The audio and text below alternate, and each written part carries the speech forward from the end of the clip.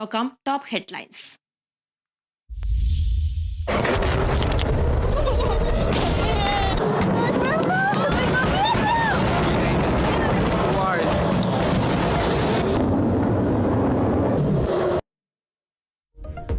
പശ്ചിമേഷ്യയിൽ സംഘർഷം അതിരൂക്ഷം ആക്രമണങ്ങളും പ്രത്യാക്രമണങ്ങളും തുടർന്ന് ഇറാനും ഇസ്രായേലും. രാത്രി മുഴുവൻ തുടർച്ചയായ ആക്രമണം. ടെൽ അവീവ്, ഹൈഫ നഗരങ്ങൾക്ക് നേരെ മിസൈലുകൾ തൊടുത്ത് ഇറാൻ. ടെഹ്റാനിൽ വ്യോമാക്രമണം തുടർന്ന് ഇസ്രായേൽ.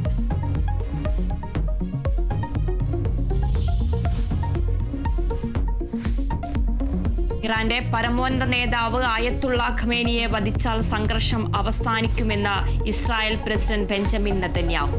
ഇസ്രായേൽ മണ്ണിലെ ഏറ്റവും വലുതും തീവ്രവുമായ ആക്രമണത്തിന് തയ്യാറെടുക്കുകയാണെന്ന് ഇറാൻ.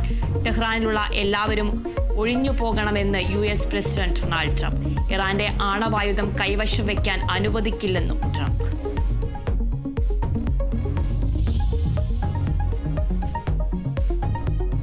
G7 ഉച്ചകോടിക്കായി പ്രധാനമന്ത്രി നരേന്ദ്രമോദി കാനഡയിലെത്തി. സന്ദർശനം കാനഡയുമായുള്ള നയതന്ത്ര ബന്ധത്തിൽ നിർണായകം.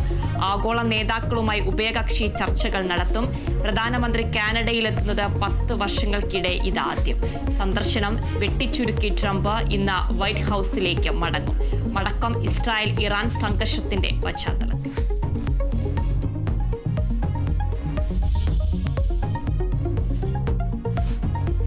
കോഴിക്കോട് മലാപ്പറമ്പ് സെക്സ് റാക്കറ്റ് കേസിൽ പ്രതികളായ പോലീസുകാർ പിടിയിൽ. കസ്റ്റഡിയിലെടുത്തത് പോലീസ് ഡ്രൈവർമാരായ ഷൈജിത്ത്, സനിത്ത് എന്നിവരെ. ഇരുവരും പിടിയിലായത് താമരശ്ശേരിയിൽ നിന്ന് ഇന്നലെ രാത്രി. പിടിയിലാവുന്നത് സസ്പെൻഷന് ശേഷം ഒളിവിൽ കഴിയവേ.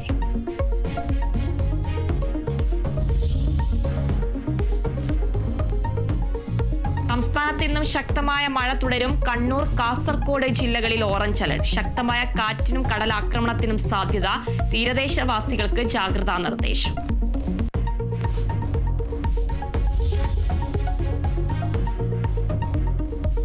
നിലമ്പൂരിൽ പ്രചാരണം അവസാന മണിക്കൂറുകളിലേക്ക്. പരസ്യ പ്രചാരണം ഇന്ന് അവസാനിക്കും. കൊട്ടിക്കലാശത്തിനുള്ള ഒരുക്കത്തിൽ മുന്നണികൾ. കൊട്ടിക്കലാശത്തിന് പകരം വീടുകയറി വോട്ട് ചോദിക്കുമെന്ന് PV അൻവർ. പോളിംഗ് സ്റ്റേഷനുകൾ പ്രവർത്തിക്കുന്ന വിദ്യാലയങ്ങൾക്ക് 17 മുതൽ 19 വരെ അവധി.